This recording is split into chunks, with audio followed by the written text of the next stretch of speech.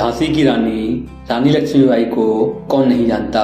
बुंदेले हर बोलों के मुंह हमने सुनी कहानी थी। खूब लड़ी मर्दानी वो तो झांसी वाली रानी थी। शायद ही कविता किसी ने ना सुनी हो। पूरी दुनिया रानी लक्ष्मीबाई की वीरता और साहस से भली भांति परिचित है, जिन्होंने अपने साम्राज्य और प्रजा को बचाने के लिए फिरंगियों से लोहा मोल ले लिया था और अपनी प्रजा के लिए आखिरी सांस तक लड़ी और अपने प्राण न्यौछावर करके सदा के लिए अमर हो गई। आज हम आपको उन्हीं रानी लक्ष्मीबाई के महल को दिखाने जा रहे हैं। यह महल भव्य इतिहास को समेटने के बावजूद भी आज रानी की यादों को तरसता हुआ प्रतीत होता है।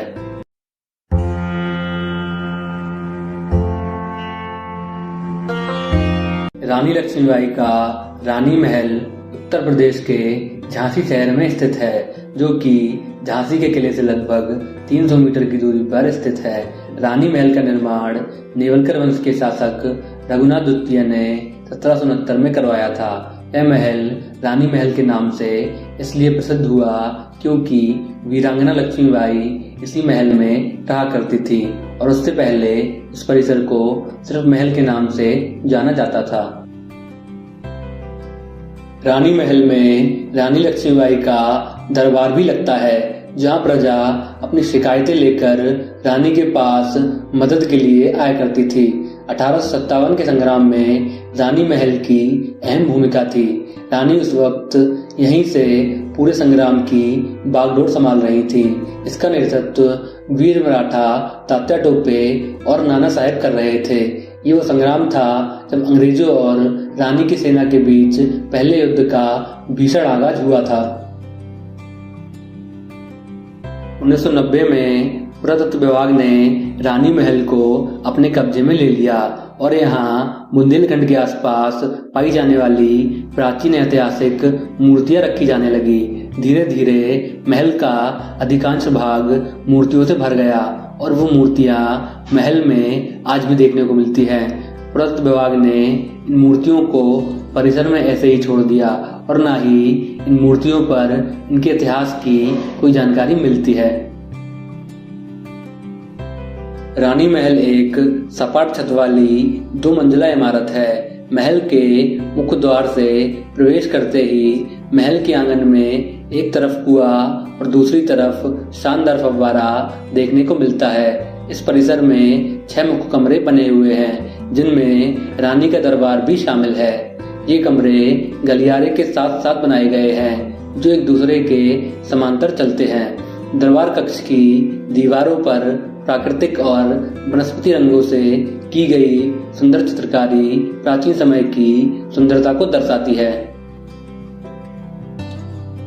महल के गलियारे पर सुंदर मेहराब और नक्काशी देखने को मिलती है।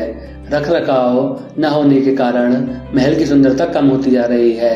महल में रोशनी के लिए छोटे छोटे रोशनदान बनाए गए थे, जहां से रोशनी के साथ ठंडी हवा भी महल में आती है।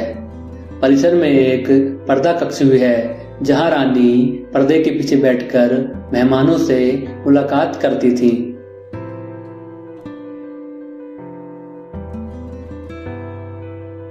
अंग्रेजों ने महल का एक बड़ा हिस्सा क्षतिग्रस्त कर दिया था। इसकी मरम्मत बाद में करवा दी गई थी। हालांकि अब इस महल को एक संग्रहालय का रूप दे दिया गया है और यहाँ हर वर्ष हजारों की संख्या में पर्यटक आते हैं। पर्यटकों का कहना है कि महल में रानी लक्ष्मीबाई के स्मृति चिन्हों का अभाव है, जिससे महल की महत्वता कम होती जा रही है। लोग कहते हैं कि जिन रानी लक्ष्मीबाई के बारे में इतना सुना था, उनके अपने ही महल में कुछ खास स्मृतियां देखने को नहीं मिलती हैं।